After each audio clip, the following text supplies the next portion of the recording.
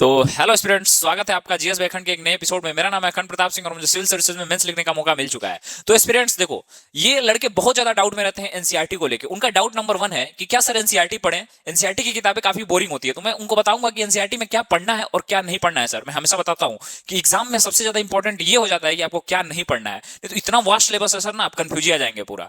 ठीक। और सेकंड लड़कों का डाउट क्या है कि सर नोट्स कैसे बनाए, फर्स्ट रीडिंग बनाए, सेकंड रीडिंग बनाए, थर्ड रीडिंग बनाए, या फिर बनाए ही नहीं, या फिर किसी कोचिंग संस्थान के नोट्स पढ़ लें। ठीक। और तीसरा डाउट क्या रहता है कि आपने देखा होगा कि बहुत सारी बुक्स हैं जो कि एनसीईआरटी को समराइज में बेचती हैं। जैसे मैं खान ग्लोबल रिसर्च का भी अवेलेबल है, दृष्टि का भी है, ध्येय का भी है, मतलब सारे लगभग जितने कोचिंग संस्थान इंडिया में अवेलेबल हैं उनके अपने एनसीईआरटी के समराइज नोट्स भी अवेलेबल हैं। तो व्हाट शुड यू डू, ठीक ना, आपको लेना है कि नहीं उसके बारे में हम लोग बात करेंगे। ठीक। तो सबसे पहले हम लोग ये जानेंगे इसमें एनसीईआरटी है क्या। एनसीईआरटी का फुल फॉर्म होता है national council of educational research and training. ठीक। और ये स्टेब्लिश हुआ था 1961 में, इसका हेडक्वार्टर है दिल्ली में, और इसके जो चेयरमैन है, क्या नाम है चेयरमैन का, दिनेश प्रसाद। जो दिनेश प्रसाद हैं इनके चेयरमैन है। ठीक है। ये एनसीईआरटी की एक बेसिक इन्फो था।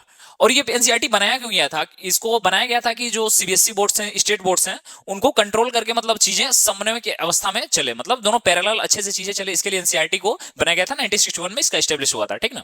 तो हम लोग समझते हैं कि यूपीएससी एनसीईआरटी को क्या कहता है, एनसीईआरटी को लेके, और क्यों जरूरी हो जाता है एनसीईआरटी को पढ़ना, हम क्यों इसको स्किप नहीं कर सकते हैं। इस वीडियो में क्या क्या कंटेंट है मैं ये बता देता हूं आप लोगों को। इसमें मैं किन किन बातों पर बात करूंगा। पहली बात, एनसीईआरटी की महत्वता क्या है। यूपीएससी के प्रीलिम्स के क्वेश्चन को देख के हम लोग समझेंगे कि what is the importance of NCERT. Okay. और फिर इसके बाद हम लोग नेक्स्ट बात करेंगे इसमें कि एनसीईआरटी से नोट्स कैसे बनाने हैं। फिर मैं बात करूंगा कि किन बुक्स को आप अवॉइड कर सकते हैं पढ़ते टाइम।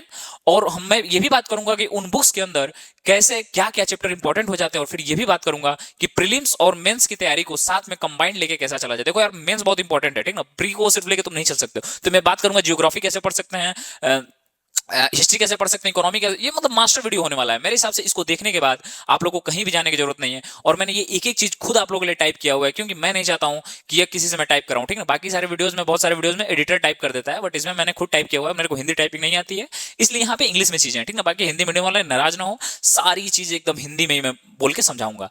बाकी अगर इसकी आपको पीडीएफ चाहिए तो डिस्क्रिप्शन में टेलीग्राम लिंक होगा, उसको जरूर ज्वाइन कर लीजिएगा। इसका पूरा पीडीएफ मिल जाएगा। इसमें पूरा बताया गया कि एनसीईआरटी की इंपॉर्टेंस क्या है, एनसीईआरटी के बुक्स के नेम क्या है। ठीक ना। तो सारी चीजें अवेलेबल है। और अगर आपको एनसीईआरटी बुक्स चाहिए जो जो इसमें मेंशन है, तो आप डिस्क्रिप्शन में चले जाइएगा, बेस्ट बाइंग लिंक आपको मिल जाएगी, वहां से आप लोग बुक्स को भी परचेस कर सकते हैं। मतलब मैंने बोला ना, इस वीडियो को देखने के बाद एनसीईआरटी से रिलेटेड कोई आपको डाउट नहीं होगा। तो आइए हम लोग वीडियो को शुरू करते हैं। सबसे पहले हम लोग जानेंगे कि what's the importance of NCERT. ठीक ना। तो यहां पे हम लोग इसको समझने के लिए एक मल्टीपल चॉइस क्वेश्चन उठाते हैं जो कि प्रीलिम्स 2017 का है। प्रीलिम्स 2017 में पूछा गया था एक क्वेश्चन।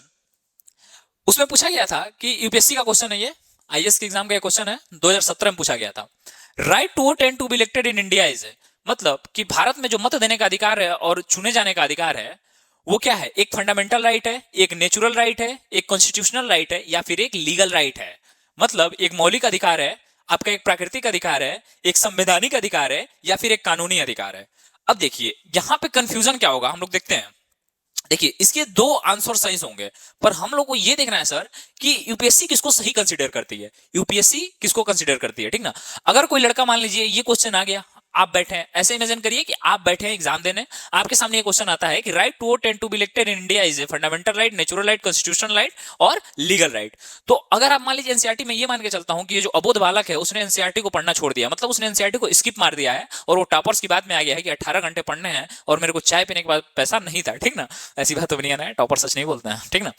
तो अगर देखो, अगर तुम जजमेंट के साथ जाओगे, देखो अगर मैं मानता हूं कि लड़के ने एनसीईआरटी स्किप कर दी है, और जो अबोध बालक है वो क्या कर रहा है, वो करंट अफेयर को पढ़ रहा है। ठीक ना। करंट अफेयर इंपॉर्टेंट है, बट एनसीईआरटी बेस है। ठीक ना। तो मैं ये मानता हूं कि वो लड़का करंट अफेयर पढ़ रहा है, तो क्या देखेगा, ठीक, तो उस टॉपर की बात सुन के वो एनसीईआरटी को स्किप मारता है और ये चीजें देखता है। तो वो देखेगा कि सुप्रीम कोर्ट के लेटेस्ट जो जजमेंट है वो क्या है, वो देखेगा कि PUCL case, Peoples Union for Civil Liberties, जो कि 1976 में जगत नारायण जी के द्वारा चला गया था, मूवमेंट जो था उससे रिलेटेड है। ठीक ना। और नोटा केस वो पड़ेगा। ठीक ना। नन ऑफ द अबव जो नोटा केस आया था सुप्रीम कोर्ट का, और पीयूसीएल जजमेंट जो 1951 को इसमें आधार मान चलिए, ये तो लेक्चर हो गया पूरा। ठीक ना। तो उसमें जो डिक्लेयर्ड हुआ था, उसमें क्या बोला गया था, एक लीगल राइट है। उसमें क्या बोला गया था सर कि right to vote and right to elect is a legal right. तो क्या सही करके आएगा, आप क्या मानते हैं, वो तो इसको सही करके आएगा कि it is a legal right. वो तो यही सही करेगा ना सर कि वो लीगल राइट है। अब देखिए एक फिर लड़का आता है इसमें जो कि द बाइबल ऑफ पॉलिटी जिसको बोला जाता है, लक्ष्मीकांत पढ़ता है। उसने उस टॉपर्स की बात मानी हुई है जो कि हफ्ते में 2 घंटे पढ़ता था और उसने यूपीएससी में रैंक 41 लाया है, ठीक ना। नाम नहीं लूंगा क्योंकि आखिर उनका नाम है, ठीक ना। तो कई लोग मिलते हैं भाई, मैं एक देख रहा था टॉपर से इंटरव्यू, बोला कि क्या था उसमें आर्टिकल में था ना कि 15 मिनट सिर्फ करती थी पढ़ाई और बनी आईएएस, ठीक। तो ये वो वाले हैं, इन्होंने सिर्फ लक्ष्मीकांत को पढ़ा है, इन्होंने भी एनसीईआरटी को मारा है पूरा नेग्लेक्ट, और इन्होंने पढ़ा है इसमें पर सर इसने देखा है कि इसमें तो मेंशन है भाई कि ये कॉन्स्टिट्यूशनल राइट भी है और लीगल राइट भी है। मतलब अगर आप पढ़ेंगे पॉलिटी लक्ष्मीकांत वाली तो उसमें साफ लिखा है कि ये कॉन्स्टिट्यूशनल राइट भी है और यह लीगल राइट भी है। अब लड़का कंफ्यूज कि यार सुप्रीम कोर्ट के जजमेंट के हिसाब से तो लीगल राइट था, पर अगर पॉलिटी के बुक के हिसाब से तो कॉन्स्टिट्यूशनल राइट और लीगल राइट दोनों है, तो 2 ऑप्शन तो होगा नहीं। यूपीएससी तो कंसीडर कर रही है कि इसमें से आपको एक सही करना है। पर अगर उस अबोध बालक ने एनसीईआरटी की बुक पढ़ी रहती जो कि क्लास 12th की है, डेमोक्रेसी इन इंडिया, ठीक ना, उसमें साफ साफ मेंशन है सर कि ये जो है ये कॉन्स्टिट्यूशनल राइट है। तो देखिए अब जब यूपीएससी ने जब एग्जाम का आंसर की रिलीज किया सर, तो बहुत बड़े बड़े कोचिंग संस्थान हक्के बक्के रह गए थे, ठीक ना। और उसमें साफ जो था वो बोला गया था कि जो right to vote and right to elected in India है वो कॉन्स्टिट्यूशनल राइट है। अब देखिए, तो यूपीएससी भी जब एनसीईआरटी को अपना आधार मान रही है सर, तो आप कौन होते हैं एनसीईआरटी को नेग्लेक्ट करने वाले, ठीक। तो अगर प्री कम मेंस की तैयारी करनी है अच्छे से तो एनसीईआरटी को आपको आधार मानना ही पड़ेगा, ठीक। और चैनल को सब्सक्राइब कर लीजिए, कर लिए, थैंक यू। फिर नेक्स्ट आगे बढ़ते हैं हम लोग। इतनी बातें समझ गए आप लोग, इतनी बातें आप लोग समझ गए होंगे पूरी तरह से अच्छे से कि मतलब जितने भी केसेस हुए हैं उसने सुप्रीम कोर्ट जो करंट अफेयर को नेग्लेक्ट कर दिया यूपीएससी ने, फिर लक्ष्मीकांत को नेग्लेक्ट कर दिया और उसने एनसीईआरटी को ही अपना आधार माना है, ठीक। तो आपको भी अपना आधार एनसीईआरटी को ही मानना है। अब चलिए हम लोग चलते हैं रणनीति की तरफ, ठीक। हिंदी मीडियम वाले को भी एकदम अच्छे समझ में आएगा। अब हम लोग इसमें बात करेंगे कि एनसीईआरटी पढ़ने के फायदे क्या हैं सर, एनसीईआरटी पढ़ने के फायदे क्या हैं, ठीक। तो सबसे पहली बात है कि start the habit of learning. देखिए सर, आज तक आप लोगों ने 12th तक पढ़ाई की होगी, ग्रेजुएशन तक पढ़ाई की होगी, तो उसमें आप लोगों ने लर्निंग नहीं की है। लर्निंग मतलब क्या सर, मतलब आपको ये पता था कि यार मेरे को पास तो हो जाना है, ठीक ना। पर यहां पे सर कंपटीशन जो है बहुत हाई होने वाला है, ठीक ना। और सिर्फ आपको ये नहीं करना है कि एमसीक्यू सॉल्व करने हैं, आपको एक्चुअल में मेंस में लिखना है सर। मेंस में बिना याद किए हुए चीजों को, बिना फंडामेंटल क्लियर हुए आप मेंस कभी भी क्लियर नहीं कर सकते हैं सर। तो एनसीईआरटी पढ़ने की ये फायदा हो जाता है कि आपको एक आदत लग जाती है पढ़ाई करने की, चीजों को सीखने की, चीजों को समझने की एक ललक जागृत हो जाती है अबोध बालक के अंदर, ठीक। और जो सेकंड है वो है एनसीईआरटी का सबसे वेरी सिंपल लैंग्वेज। मतलब एनसीईआरटी सर ऐसे बच्चों के लिए लिखी जाती है ना, क्लास 6 क्लास 7 क्लास 8, तो ये बच्चे ही तो अबोध बालक हैं आपके जैसे, ठीक। तो उन लोगों के लिए लिखी जाती है। तो जो बंदा पॉलिटी में इंटरेस्ट नहीं लेता, जिसको लक्ष्मीकांत बहुत मतलब हैवी बुक लगता है, वो एक बार एनसीईआरटी उठा ले पॉलिटी की, ठीक ना। एनसीईआरटी से पढ़े चीजें आसान हो जाएंगी सर, यूपीएससी आसान लगने लगेगा, ठीक। बाकी आसान है नहीं, सिर्फ लगने लगेगा, ठीक। तो वही है वेरी सिंपल लैंग्वेज। और level playing field for all this books और नॉट कॉस्टली। और सबसे बड़ी चीज है सर, मैंने बताया ना कि एनसीईआरटी जो है वो क्या करता है कि जितने भी सीबीएसई बोर्ड और स्टेट बोर्ड है उनके बीच में समन्वय बना के चलता है, समन्वय की स्थिति बना के चलता है, चीजों को पैरेलल लेके चलता है, चीजों को स्ट्रेंथ करता है, और वो चाहता है कि कोई भी बालक शिक्षा से वंचित न रहे। इसीलिए इसकी जो किताबें काफी सस्ती आती हैं। तो ये गांव में जो लड़का है जिसको यूपीएससी की तैयारी करना है, जिसका सपना है आईएएस बनना, आईपीएस बनना, अगर वो महंगी बुकें नहीं खरीद सकता सर, तो मेरी बात मानिए वो एनसीईआरटी से अपनी जर्नी को स्टार्ट कर सकता है और भविष्य का ऑफिसर बन सकता है, ठीक ना। तो यूपीएससी नहीं चाहता है कि चीजों को लेवल अलग रहे, ठीक ना। तो वही बड़े बड़े कोचिंग संस्थान भी धाराशायी हो जाते हैं जब चेंज होता है। नहीं होता है कि यूपीएससी इज अनप्रिडिक्टेबल, कब कौन सा एग्जाम दे देता है, कौन कौन सा पेपर किस तरह से चला देता है, कुछ नहीं पता चलता है, ठीक ना। As well as state PCS, अगर कोई बंदा स्टेट पीसीएस की तैयारी कर रहा है तो इन बातों को ध्यान से सुने, ठीक ना, कि ये सेम है, उसमें भी काम आएंगे। अब फिर नेक्स्ट देख लेते हैं हम लोग। अब देखिए हर साल अगर यूपीएससी का आप लोग देखेंगे तो 30 से 35 क्वेश्चन डायरेक्ट सर एनसीईआरटी से उठा के पूछा जाता है। वैसे मैं काफी एनालिसिस करता रहता हूं एग्जामों का, तो स्टेट पीएससी का क्वेश्चन आया था मेरे सामने। अब एक लड़के ने मैसेज किया था ये मेरे पे एक्चुअली, ये तो वो लड़के ने मेरे से पूछा था कि सर ये कौन सा, मतलब कहां से, उसमें मीम भी बनने लगे थे एक्चुअल में उस टाइम, कि क्वेश्चन पूछा था कि जो रसिया है वहां पे एक रेलगाड़ी है ट्रांस साइबेरियन, ठीक ना। तो पूछा था कि वो जो दो उसके मुहाने हैं ट्रांस साइबेरियन के 9000 कुछ किलोमीटर से चलती है ना, देखो मेरे को कंफर्म नहीं है, डाटा एक्चुअली याद नहीं है, ठीक ना, 9800 कुछ किलोमीटर होगा शायद, ठीक, बाकी कंफर्म कर लेना तुम, ठीक। तो 9800 किलोमीटर कुछ चलती है। तो पूछा था कि मॉस्को से स्टार्ट होती है और एक कोई शहर है वाल्दी पताओ, वाल्दी वलाओ कुछ इस टाइप है, तो वहां उसके बीच में ये जो डिस्टेंस है वो तय करती है।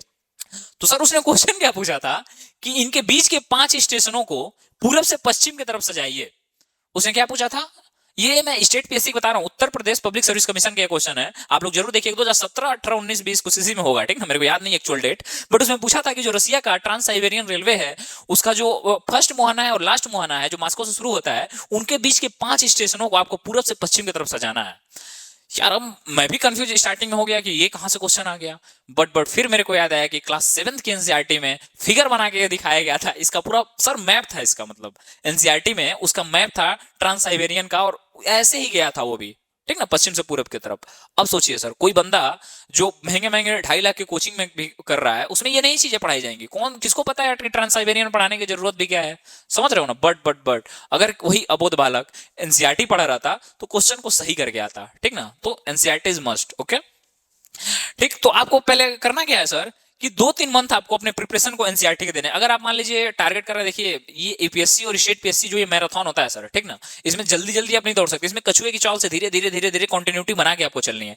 तो आप स्टार्टिंग के जो 2 से 3 महीने वो एनसीईआरटी बुक पे दीजिए। अच्छा नहीं लगता है, लगता है कि यार मैं आईएएस बनने वाला हूँ क्या, बच्चों की किताबें पढ़ रहा हूँ, पर बिलीव मी सर, ठीक ना, आपको देना पड़ेगा। ठीक, अगर नहीं चाहते हैं कि आगे जाके मकान गिरे, अगर न्यूज सही नहीं रहेगी तो मकान धाराशायी हो जाएगी। ठीक, तो कभी भी पॉलिटी लक्ष्मीकांत से पढ़ने से पहले एक बार एनसीईआरटी जरूर पढ़ जाइएगा। और आगे मैं इस वीडियो में बात करूंगा कि एनसीईआरटी को कैसे पढ़ना है, नोट्स कैसे बनाना है, एवरीथिंग विल बी क्लियर, ठीक ना।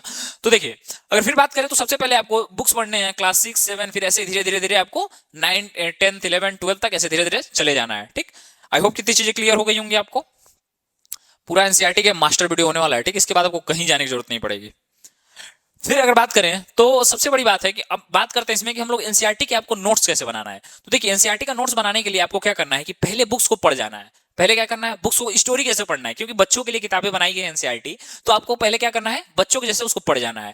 और दूसरी बार क्या करना है, आपको एक ले लेना है हाइलाइटर, और हाइलाइटर लेके जो जो इंपॉर्टेंट चीजें हैं उसको हाईलाइट कर लेना है। इंपॉर्टेंट चीजें आपको कैसे पता चलेगी, तो आपको यूपीएससी या फिर स्टेट पीसीएस जिसकी आप तैयारी करते हैं उसके सिलेबस को देख लीजिएगा, यह चीजें समझ में आ जाएंगी कि इंपॉर्टेंट चीजें क्या है, ठीक ना। फिर उसके बाद आप लोग क्या करना है, जब थर्ड रीडिंग आप करेंगे, जो तीसरी आपकी रीडिंग होगी एनसीईआरटी बुक्स की, तो थर्ड रीडिंग में आप क्या करेंगे कि नोट्स बनाएंगे।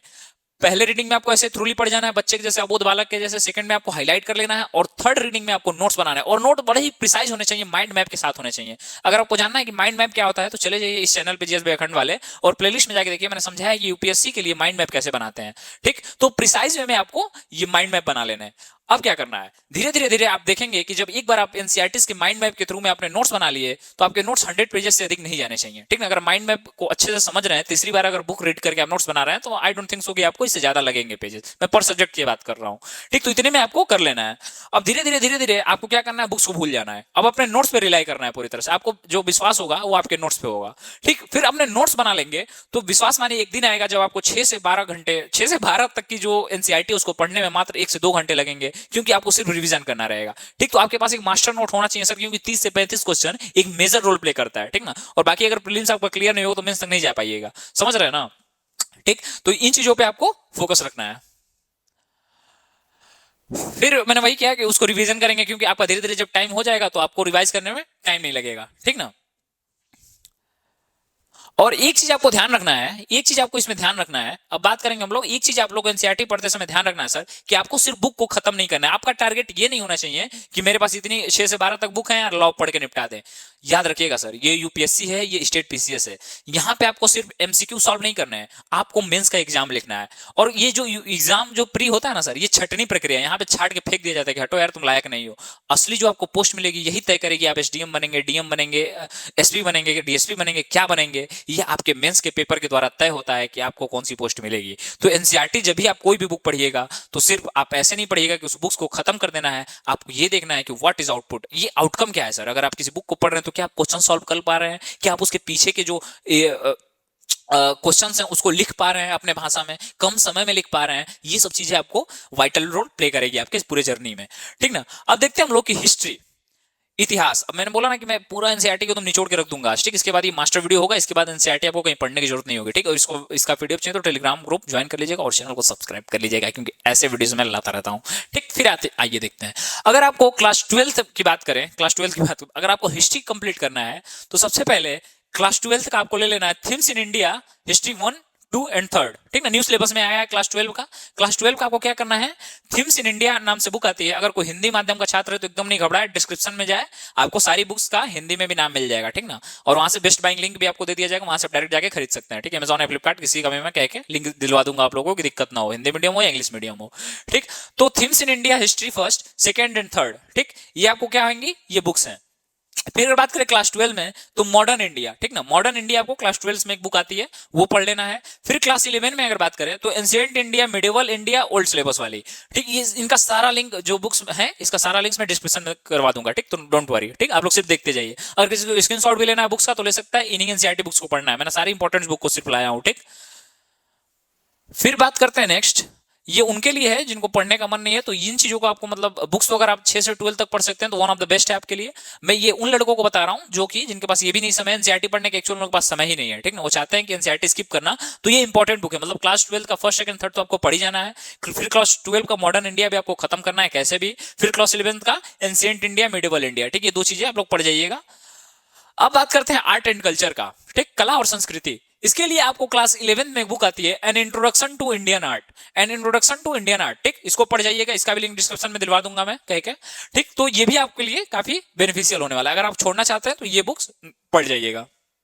फिर बात करते हैं इकोनॉमिक्स। इकोनॉमिक्स में क्या इंपॉर्टेंट है, इकोनॉमिक्स की बात करें तो क्लास 10 में अंडरस्टैंडिंग इकोनॉमिक्स डेवलपमेंट, क्लास 10 में एक बुक आती है कि जो भी आर्थिक वृद्धियां हो रही हैं उनके समझ, आर्थिक वृद्धियों की समझ, एक्चुअली हिंदी नाम मेरे को नहीं याद है यार, अंडरस्टैंडिंग इकोनॉमिक्स डेवलपमेंट उस बुक का नाम है, ठीक, तो देख लीजिएगा। फिर बात करें क्लास 11 की तो इंडियन इकोनॉमिक्स डेवलपमेंट आता है, तो वो भी आपको पढ़ जाना है। फिर बात करें क्लास 12 में तो इंट्रोडक्टरी माइक्रो इकोनॉमिक्स, देखिएगा यहाँ पे माइक्रो की बात हो रही है, माइक्रो की नहीं, लड़के कंफ्यूज हो जाते हैं, ठीक ना, वेस्टी समष्टि, वेस्टी समष्टि, तो यहाँ पे मैक्रो की बात हो रही है, माइक्रो इकोनॉमिक्स को आप लोगों को पढ़ जाना है। फिर बात करते हैं हम नेक्स्ट जियोग्राफी का, तो जियोग्राफी में आपको सबसे पहले क्लास 7 की एनसीईआरटी उठानी है जिसका नाम है आवर इन्वायरमेंट, हमारा पर्यावरण, ठीक, उसको पढ़ जाना है। फिर बात करें तो क्लास 8 का रिसोर्सेज एंड डेवलपमेंट नाम से बुक आती है एनसीईआरटी की, आपको उसको पढ़ जाना है। फिर उसके बाद जब आप 8 और 7 और 8 खत्म कर लेंगे तो क्लास सीधे चले जाइए क्लास 11 पे, फंडामेंटल ऑफ फिजिकल जियोग्राफी, भौतिक विज्ञान के जो फंडामेंटल्स है उसको आपको पढ़ जाना है, भौतिक विज्ञान, ठीक।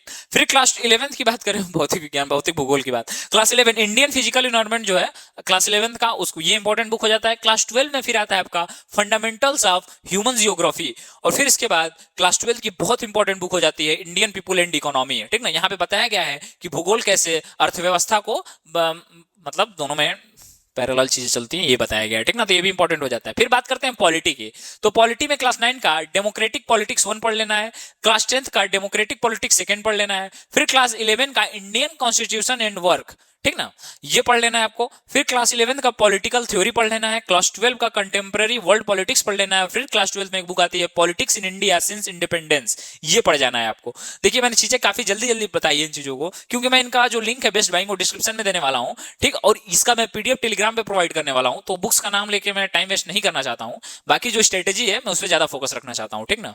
सिर्फ वीडियो लंबा कर दोगे ऐड है तो इससे कोई मतलब नहीं है, ठीक, आप लोगों का टाइम बहुत कीमती है, उसको सही से इन्वेस्ट करिए, ठीक ना, वेस्ट नहीं इन्वेस्ट करिए। फिर क्लास 12 का अगर बात करें Indian social changes and development in India, फिर इंडियन सोसाइटी, ये सोशियोलॉजी के लिए है, ठीक ना। देखिए ये इंडियन सोसाइटी पढ़ लीजिएगा क्योंकि यहाँ से आपको ना मेंस में बहुत काम आता है, इंडियन सोसाइटी जो है ये मेंस में आपको बहुत ज्यादा काम आने वाला है। फिर क्लास 11 की book sociology understanding society, class 12 का इंडियन सोसाइटी वाली बुक आपको पढ़ जाना है। अगर बात करें फिर इन्वायरमेंट एंड इकोलॉजी की, तो यहाँ पे क्या होता है कि करंट से टॉपिक रिलेट करके आता है, ठीक ना, इन्वायरमेंट और इकोलॉजी वाला, तो क्लास 12 की बायोलॉजी पढ़ लेना, लास्ट 4 चैप्टर 13 to 16, ठीक ना, 13 से 16 वाले जो चैप्टर हैं वो इंपॉर्टेंट हो जाते हैं।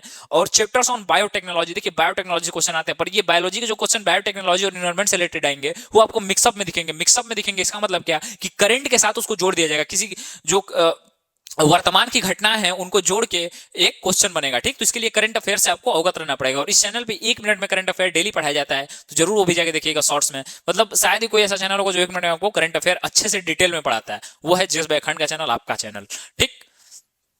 फिर नेक्स्ट बात करते हैं, देखिए अब हम बात करते हैं जियोग्राफी। जब आप जियोग्राफी की बुक पढ़ेंगे, जितनी भी मैंने बुक्स बताया है आपको, तो वो कैसे पढ़ना है सर, इसमें हम लोग बात करेंगे कैसे पढ़ना है उस बुक्स को, ठीक। तो जियोग्राफी का सबसे बड़ी बात है कि सबसे पहले आप लोगों को मैप देख जाना है, क्या मैंने बोला सर? सबसे पहले आपको मैप्स देख जाने, क्योंकि अभी मैंने बताया था ना यूपीपीसीएस में डायरेक्ट क्वेश्चन उठा दिया था कि वो जो ट्रांस साइबेरियन रेलवे है उसको सजाना है ऐसे। तो इसमें अगर पीसीएस की बात करें, बिहार पीसीएस, हरियाणा पीसीएस, सबके पेपर को मैंने एनालिसिस किया अच्छे तरह से। अगर मैं बात करूं तो उसमें जो ज्यादा क्वेश्चन आते हैं ना, वो क्या करेंगे कि 4 नदियों के नाम दे देंगे और बोलेंगे कि इनको पूरब से पश्चिम की तरफ सजाओ, उत्तर से पश्चिम, बोला उत्तर से दक्षिण, पूरब से पश्चिम, west to west, east to west, ये सब क्वेश्चन आते हैं इस टाइप के, ठीक ना। बेसिक क्वेश्चन होते हैं। अगर किसी बंदे ने अच्छे से मैप को पढ़ा हुआ है तो काफी आसानी से 3-4 स्कोर कर सकता है नंबर, ठीक ना।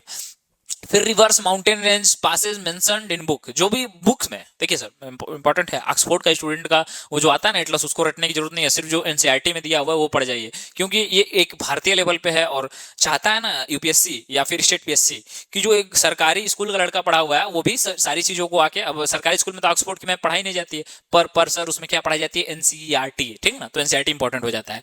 अगर हिस्ट्री की बात किया जाए तो देखिए इसको आपको टाइमलाइन के साथ पढ़ना है। टाइमलाइन के साथ पढ़ना है क्या मतलब, हिस्ट्री आप जब पढ़ेंगे तो इसको टाइमलाइन के साथ पढ़िएगा और पहले इंडियन को पढ़ जाइएगा, पहले इंडिया की हिस्ट्री को पढ़ जाइएगा, क्योंकि ज्यादातर जो मैक्सिमम 80% लगभग क्वेश्चन आएंगे वो इंडियन हिस्ट्री से आएंगे और 20% जो आएंगे वो वर्ल्ड हिस्ट्री से आएंगे, ठीक ना। वो भी जो फ्रेंच रिवोल्यूशन है, जो होता है ना, एक 80/20 का रूल है सर, जो 20% इंपॉर्टेंट चीज है वही आपको 80% सक्सेस दिलाती है, ठीक ना। 80/20 का प्रिंसिपल है ये, तो इसको आपको फॉलो करना है। तो हिस्ट्री में आपको क्या करना है कि सबसे पहले इंडिया को पढ़ लेना है, फिर उसके बाद वर्ल्ड को पढ़ना है। और इंडियन पॉलिटी और इंडियन हिस्ट्री या फिर वो वाली जब हिस्ट्री पढ़ेंगे तो आप लोग एक चीज क्लियर करिएगा कि जो फैक्चुअल इंफॉर्मेशन वो आपको प्रीलिम्स में काम आएगा, पर जो आप वहां से कॉन्सेप्ट बिल्डअप करेंगे वो आपको मेंस में काम आएगा, ठीक ना। मैंने क्या बोला सर, जो फैक्चुअल इंफॉर्मेशन है जैसे कि युद्ध किसके साथ हुआ क्या, ये सब आपको प्रीलिम्स में काम आएगा। बट जो आप एक वहां पे अपना एक बेस तैयार करेंगे आंसर राइटिंग का, वो मेंस में बहुत ज्यादा काम आएगा। इसीलिए हिस्ट्री पढ़िएगा तो कॉन्सेप्ट को क्लियर कर लीजिएगा सर, ठीक ना, बहुत काम आएगा आपके, क्योंकि सिलेक्शन मेंस होना है, ये तो छटनी प्रक्रिया है प्रीलिम्स,